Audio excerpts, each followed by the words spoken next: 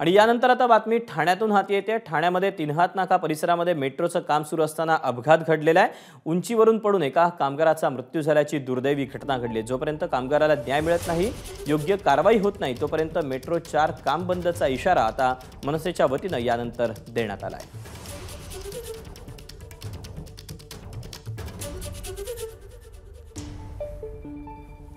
तेव्हा ठाण्यामध्ये तिन्हात जंक्शन जवळ मेट्रोचं काम सुरू होतं आणि या मेट्रोच्या कामाच्या दरम्यान एक भीषण अपघात घडला आणि उंचीवरून पडून एका कामगाराचा यावेळेला मृत्यू झाला आहे।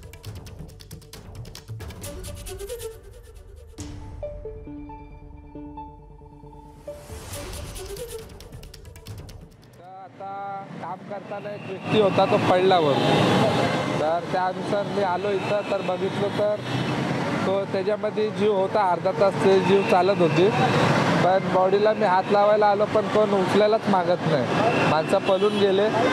त्यानंतर मी तिथं फोन लावलो तर मॅडम बोलली मी पाठवते म्हणून। तर पोलीस लोक आले, परत ते जीव गेलेली। बाकी पब्लिक आम्ही लोकांनी साईडला केली त्याची बॉडी।